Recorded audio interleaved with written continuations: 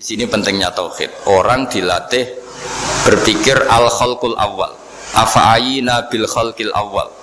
Kalau dalam bahasa Yasin disebut kul yuhi halladzi anshaha awwala marrah. Jadi agama itu orang dilatih membayangkan pertama hubungan kita dengan Allah. Misalnya manusia pertama itu siapa? Adam. Adam bisa berpikir, bisa berlogika, bisa jalan-jalan, bisa macam-macam. Tapi andaikan Anda jadi Nabi Adam, mesti melihat kekuasaannya Allah itu begitu nyata. Karena saya materinya dari tanah, ternyata saya bisa berpikir. Betapa kudrohnya Allah, kekuasaan Allah, tanah yang benda mati bisa berpikir. Sekarang jadi saya. Sehingga ketemu, kira-kira Nabi Adam kalau ketemu tanah itu ya, kalau mau maksiat, wah ini tanah ini pasti komplain. Nah di sini pentingnya beragama. Sehingga ketika Rasulullah ngendikan, jika kamu memperbanyak sholat, maka tanah-tanah ini bersaksi terhadap sholat kamu. Jika kamu maksiat, juga tanah-tanah ini menjadi saksi pemberat. Itu kamu tidak jagal sama sekali, karena manusia pertama yang bernama Adam yang bisa berpikir itu materinya dari tanah. Jika kita tidak janggal ketika tanah disetatuskan bisa bersaksi. Tapi setelah kamu berpikir tanah itu bisa dicangkul, bisa dijadikan berhala, dijadikan kendi, dijadikan macam, seakan-akan tanah itu ya benda yang tidak penting. Tapi Nabi itu beda dengan kalian. Nabi tahu betul tanah ini makhluk Allah yang bisa berpikir. Sehingga Nabi ya ngetikan, kalau kamu sholat sunat atau beribadah sebaiknya jangan di tempat yang sama, biar yang menyaksikan kamu sholat itu banyak. Kita mungkin kan masa bumi bisa bersaksi. Tapi andaikan Anda Nabi Adam itu tidak akan janggal seperti itu, karena dia tahu materinya dari tanah dan ternyata jadi mata yang bisa melihat, jadi telinga yang bisa mendengar. Makanya Allah selalu mengingatkan, ingatlah al-khalqil awal, afayina bil khalqil awal. Karena khalqil awal ini yang menjadikan apa? Fitrah beragama yang baik. Sehingga ketika orang Yahudi bilang nggak mungkin Nabi Isa itu nggak anak zina, wong ibu kok tanpa bapak, anak kok hanya ada ibu tanpa bapak. Allah cara menjawab, inna masalah Isa indawohi kamathali Adam. Jika kamu protes ada Isa karena tanpa bapak, ya protes dengan Nabi Adam, tanpa ibu tanpa bapak. Nah, ini diingatkan al-khalqil awal. Makanya Yasin bilang kul yuhiyal ladzi anshaha awwala marrah. Awal marrah itu kamu harus berpikir ketika hubungan kamu sendiri dengan Allah zaman sebelum ada semua. Jadi misalnya alam raya ini, bumi sebesar ini, masa suatu saat terus hilang, hancur, nggak berbekas. Ingat saja, bumi ini mulai dulu ya nggak ada. Diadakan oleh kekuatan besar yang super ada, yaitu Allah Subhanahu Wa Taala. Nah di sini kenapa faham-faham ateis itu hilang di dunia? Meskipun ada itu karena saking mungkin kurang peradaban. Makanya guru-guru kita mulai zaman Nabi Adam sampai sekarang itu cara berpikir sederhana. Bumi ini kadung ada. Di mana-mana sesuatu yang ada pasti disebabkan yang lebih ada. Kan nggak mungkin bumi yang ada kemudian penciptanya itu udah ada. Itu kan ngajak goblok bareng gitu kira-kira gitu. Mosok sesuatu yang ada disebabkan oleh sesuatu yang tiada. Maka guru-guru kita ngajari, pertama sifat Allah itu wujud. Karena ini wujud super atau kausa prima, terus kiai bilang wajibil wujud. Wajibil wujud terjemahan bawahnya ya wujud super. Karena wujudnya Allah itu yang mempengaruhi ya semua alam raya ini, dia harus di depan. Masa yang menciptakan di belakang. Makanya terus disifati qadim. Qadim itu harus lebih dulu atau awal. Nah, makanya ketika Fir'aun ngaku Tuhan itu cara membatalkan Nabi Musa itu sederhana. Kalau kamu Tuhan berarti bapak kamu nggak ada Tuhan karena Tuhannya terlambat datang. Itu langsung oh iya ya, kalau ya kan berarti babanya dia tanpa Tuhan, kan Tuhannya baru kemarin, akhirnya baru diurus, akhirnya baru diurus itu Tuhannya. Makanya Fir'aun itu akhirnya Nabi Musa punya pengaruh besar di kalangan punggawa Fir'aun. Karena ketika debat terbuka itu punggawanya dengar. Akhirnya mereka iman sama Nabi Musa. Ini disebut wa qala rajulun mu'minun min ali fir'auna yaktumu imana. Banyak yang diam-diam ini iman karena logika Fir'aun jadi Tuhan itu gak masuk akal. Yang benar adalah Tuhannya Nabi Musa. Nah orang-orang ini itu ya dibilang gak loyal ya pokoknya dia iman. Dan dia juga ikut rapat. Besok Musa tangkap. Karena mereka sudah iman sama Musa, terus sebelum eksekusi itu datang, ini datang ke Musa. Tadi malam saya ikut rapat, keputusannya Anda ditangkap mau dibunuh, tidak lari saja juga. Jadi kan nggak bisa disebut pengkhianatan, kan ini orang baik. Jadi malamnya ikut rapat, besok Musa tangkap bunuh. Iya, ada Musa. Paginya sebelum di itu, Musa, saya nanti malam ikut rapat dan keputusannya Anda ditangkap dibunuh. Kamu lari saja sekarang. Nah, kenapa iman? Karena logika yang dibangun Nabi Musa. Makanya ciri utama kebenaran itu bal naqdhifu bil haqqi 'alal batil fayadmaghuhu fa idza huwa zahid. Kebenaran sejati itu boleh diuji di mana saja. Dan Anda tidak usah khawatir kebenaran sejati itu kalah. Pasti menang. Kalau kebenaran itu kebenaran sejati pasti menang. Nah, di sini terus ada ulama-ulama kayak banyak lah, termasuk di Indonesia kayak Pak Quraisy, kayak yang nyaman saja anak-anaknya di luar negeri karena merasa kebenaran sejati itu tidak akan kalah. Sehingga ketika ada negara yang begitu maju, saya pernah ditanya sama orang yang kuliah di Inggris, di Swiss, Gus, saya ini kan orang Indonesia tapi pengagum negara Swiss, Swedia, negara di sana itu makmur, tertib. Bagaimana saya tetap mencintai Islam yang secara lahir itu kadang-kadang beberapa negara Islam itu kacau. Ada seorang mahasiswa tanya gitu. Dia tanya cara ingat Allah. Dia membela Islam kira-kira gitu. Terus saya berita, tak kasih tahu dia. Ketika Anda muji negara-negara itu makmur, sejahtera, itu sebetulnya tetap utang jasa terbesar itu sama Tuhan. Pejabat bisa apa ketika Allah misalnya nggak bikin air? Negara bisa apa? Misalnya ketika Allah itu nggak bikin oksigen. Tetap semua ketertiban itu karena kehendak Allah. Berarti utang jasa kamu di negara manapun tetap sama Allah, bukan pada yang lain. Bahwa ada hukum sosial manusia, oke lah, kedua, ketiga, tidak harus terima. Hanya dia sadar. Nah, masalahnya kita ketika di negara yang makmur gitu, pikiran kita, oh, presidennya hebat, menterinya hebat, tata sosialnya hebat. Oke, nggak apa-apa, muji manusia itu nggak apa-apa. Tapi tetap itu semua di bawah muji Allah Subhanahu wa Ta'ala. Ada air begini ciptaan Allah, ada oksigen sehat ciptaannya Allah. Sehingga muji pertama itu kepada apa artinya kehebatan manusia ketika ada gempa besar, ada likuifaksi, ada macam-macam. Nah, maksud saya ngaji di sini ingat Allah itu dengan cara seperti itu. Sehingga ketika kita hidup di negara manapun ya utang jasa pertama pikiran kita sama Allah Subhanahu wa Ta'ala. Tapi kalau enggak, kamu terjebak hukum adat tadi. Di mana-mana ayam itu yang mengeluarkan telur, telur mengeluarkan ayam, nggak bisa bantu batu ini mengeluarkan ayam, keliru kamu. Ketika ayam mengeluarkan telur, memangnya ayam itu bisa? Apa dia berpikir sekolah dulu gimana ya cara punya telur? Kan tidak juga. Tidak bergerak juga. Apa ketika mata kamu bisa melihat terus kamu merencanakan gimana ya mata supaya bisa melihat? Ya tahu-tahu sudah melihat. Di sini disebut afa'ayina bil khalqil awal ansa'aha awalan marrah wa huwa alladhi yabda'ul khalqa tsumma yu'iduhu wa huwa ahwanu alaih. Allah selalu mengingatkan. Nah, iman yang baik itu iman yang seperti saya utarakan tadi. Kamu ingat kekuasaan Allah ketika belum ada apa-apa. Belum ada apa-apa ya Allah bikin manusia itu dari tanah, bikin ayam ya dari tanah, bikin sapi ya dari tanah. Bahkan semuanya dari ketiadaan.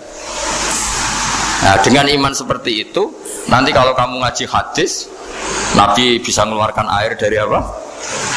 Dari jemarinya. Terus Nabi Ibrahim dibakar gak apa-apa. Nabi Soleh bisa mengeluarkan unta dari batu besar. Nabi Musa bisa menyibak laut hanya dengan tongkatnya. Itu semuanya kamu udah jangka. Karena tadi ingat bahwa kekuasaan Allah itu tidak terbatas. Itu cara iman yang benar. Sehingga nanti ketika kita mati juga gitu. Ketika kita hidup ya tidak bisa ngatur jantung kita, paru-paru kita. Pasti sama lah. Setelah kita mati juga tidak bisa ngatur. Yang hanya ngatur Allah Subhanahu wa Ta'ala. Hidup kita dalam kendali Allah, mati kita dalam kendali Allah. Ya sudah, terus kita mati ya nyaman saja. Saking nyamannya itu orang-orang soleh kalau mati itu jarang berdoa. Bukan karena apa-apa. Kalau berdoa itu resikonya kan gini, mustajab dak ya, dikabulkan dak gitu. Itu menjadikan setan punya peluang masuk, diganggu. Makanya ajarannya Nabi, mangkana akhiru kalamihi la ilaha illallah wa fi riwayatin Allah dakhalal jannah. Jadi kalau mau mati bersaksi saja. Sudah ini enggak saatnya berdoa, saatnya bersaksi. Makanya hanya disuruh bilang Allah, Allah, Allah. Dan supaya ini menjadi akhir kalimat. Sehingga nanti keren lah. Ketika ketemu Allah, apa akhir kalimah kamu yang kamu lafadzkan? Allah. Jika di kitab-kitab diterangkan, ketika orang tua kamu mau mati sudah bilang Allah, jangan tanya catatan hutang di mana ya, tabungannya di mana ya. Terakhir jawab mandiri terus mati lah. Gak boleh ditanya lagi. Sekali ditanya nanti akhir kalimatnya mandiri. Itu gak boleh. Jadi sekali sudah bilang Allah jangan ditanya lagi. Pak, tabungannya di bank mana? Gak boleh.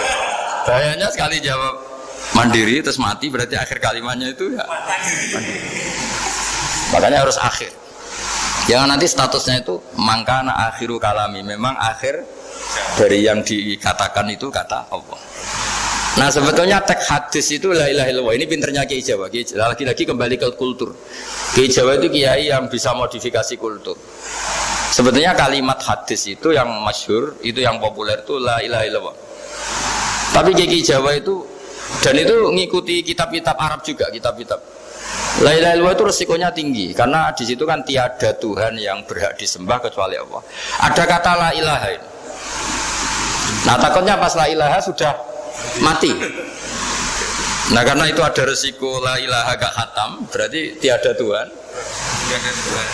Nah, sehingga karena ini dianggap riskan, ya terus Kiai Jawa ngajari sudah lah, gak usah kepanjangan ya sudah Allah. Jadi itu sudah agak-agak rekayasa lah, agak-agak istihad itu. Maksudnya itu sebenarnya teks panduannya itu la ilaha illallah. Teks panduannya. Tapi kiai-kiai itu tentu yang paling tahu tentang kehendak Nabi karena nekuni ilmu itu lama sekali. Kita ngikuti cara-cara ditentukan para kiai. Karena tadi la ilaha illallah itu kan ada kalimat yang tadi ya tiada Tuhan kan. Nah kata tiada Tuhan ini yang dianggap riskan kalau nggak khatam. Daripada potensi itu terus kiai-kiai ya agak-agak improvisasi lah itu memang ya sudahlah Allah. Nah supaya itu menjadi akhir kalimah, ya saya ulang lagi menjadi apa? Akhir kalimah. Setelah itu kata kitab-kitab jangan tanya hal lain. Ya sekali ditanya nanti dia akan melafatkan hal lain itu. Ya tadi misalnya tabungannya di mana? Gitu. Saya sini. Nah, yang ribet kalau wong kuno itu neng laci, neng sorogan, berarti kalimat terakhirnya ya laci sorogan itu. Nah, sehingga terus itu pinternya guru-guru kita. Jadi saya ulang lagi ini yang terakhir saya pesen, latihlah iman seperti imannya para ulama, para aulia, syukur-syukur yang dekati imannya para nabi. Itu cara berpikir itu al-khalqul awal. Afa'ayina bil khalqil awal. Qul yuhyihal ladzi ansaha. Nah, yang terakhir saya pernah ditanya, ya agak gojekan, agak guyon, tapi saya ditanya. Saya itu nggak bisa melihat, terus aneh orang Afrika itu. Kan misalnya ada Miss Afrika itu, di sana itu orang paling cantik. Malah kadang itu ada kriminal gitu, karena orang Afrika merkosa Miss Afrika. Itu kata orang Indonesia, kayak no aku radoyan gitu. Itu kan, itu. Nah ini kan secara syariat. Mungkin lelaki itu punya rasa dengan perempuan itu ya kalau berpakaian serono atau gimana secara teori. Tapi sebetulnya oke itu benar. Tapi sebetulnya ada ansaha awala bar. Orang Indonesia itu didesain gak suka orang Afrika. Orang Afrika ya didesain gak suka orang Indonesia. Sehingga orang-orang Afrika kalau melihat orang Indonesia yang paling cantik mungkin ya iskal. Wong cempeh kayak gampang gitu kok cantik. Mungkin perasaannya cowok-cowok Afrika ya gitu. Itu cantiknya di mana? Orang Indonesia kebalik kan, kalau cowok-cowok Indonesia ngelihat Miss Afrika cantiknya itu nanti gitu. Kok sampai ada pemerkosaan tuh apa itu? Nah itu menunjukkan Allah yang Maha Kuasa. Allah itu mendesain gennya orang sana. Beda dengan kita. Ya itu bukti bahwa Allah itu nggak bisa. Ya sudah semuanya itu Allah yang mendesain. Itu bukti bahwa manusia itu bisa apa di depan orang kayak Afrika kok disuruh bilang cantik, kita kan protes. Cantiknya di mana? Mungkin orang sana juga protes ke kita. Orang Jawa cempeh itu kok cantiknya dia. Itu orang-orang Indonesia kalau melihat bule cantik itu kan temukan janggal. Orang-orang Jogja bule wayune nanti gitu. Kulitnya gitu kan sama mereka juga bilang kita mungkinnya seperti itu. Itu namanya didesain ansaha awal apa? marah. Sudah memang desainnya seperti itu. Nah di sini supaya kita ingat. Nah, ingat bahwa hati juga gitu. Ketika kita cinta istri itu janggal betul kalau terjadi konflik. Tapi kalau sedang konflik itu janggal betul terjadi perdamaian. Lagi mau ngangkel itu ya problem betul. Nah ini di sini pentingnya iman. Orang terus disuruh berdoa ya muqallibal qulub tsabbit qalbi ala dini, karena kita tidak tahu cara berpikir. Ada perempuan cantik sering merengut, pecintanya ya banyak, dianggap pemikir serius. Tapi kalau baru gedeng namanya ya merengut, bukan pemikir. Orang senyum itu kita senang gitu. Tapi kalau baru gak senang, murahan guya-guyu. Itu jadi manusia itu unik, hanya sama tapi cara analisis beda. Tinggal sedang seneng apa enggak. Lucu kan, ada orang anteng di rumah itu kalau lagi seneng ya, oh itu anteng nggak banyak ngeluyur. Tapi baru gak seneng, seneng ngomong ya gue nganggur gitu. Nah, itu kita tidak pernah tahu, kita simpulkan apa itu tidak pernah. Makanya wisata, pernah ada orang wisata datang ke sini tak nasihatin. Orang wisata itu kan seneng di kampung-kampung yang terbelakang gitu, melihat orang manusia pohon, melihat apa. Terus saya bilang, itu kan kasihan kan, masa manusia jadi objek. Bahkan bayangannya ya kalau mereka jadi modern jadi gak menarik kan. Padahal kita yang orang pendidikan kan inginnya mereka terentas lah dari kultur itu. Ya itu kan gak sambung kan. Yang satu bilang unik, masyarakatnya masih unik, masih naik-naik pohon. Tapi bagi orang pendidikan kan tersiksa kan, ini bangsa kita, warga kita kok masih seperti itu. Makanya orang wisata itu nasihati, kamu kesana itu niat melihat apa niat mengentas? Kalau niat mengentas, tak jamin ada pahala kan?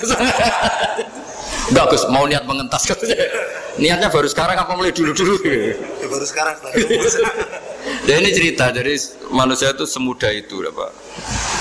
Nah setelah kamu ngaji ini, kamu tidak akan janggal terhadap kenapa Nabi itu begitu santai. Ketika tadi makanan misalnya satu wadah itu cukup untuk orang 300. Sampai Jabir yang undang Nabi kan hanya kambing kecil, cukup orang 6. Ternyata Nabi ngajak orang 300 lebih. Tapi Nabi bilang ya sudah semuanya makan cukup. Kata-kata Nabi kan, zaman dulu belum ada beras, belum ada Allah itu bisa kok mengenyangkan malaikat tanpa makan gitu. Susahnya apa mengenyangkan manusianya dengan nasi sedikit itu ya Nabi ya santai aja, semuanya kenyang santai. Ya ini itu iman-iman yang sudah benar-benar awal amarah, sudah Allah tidak harus terdikte oleh nasi. Kalau nasi sedikit harus cukup orang sedikit, kalau banyak harus orang banyak. Allah tidak perlu kena aturan itu semua, tidak perlu. Saya ini Tuhan kata kok kamu atur itu gimana, tidak bisa. Kalau hanya ngaji ini insya Allah Anda setelah baca mukjizat, keramat itu tidak istiqamah. Ya saya kira.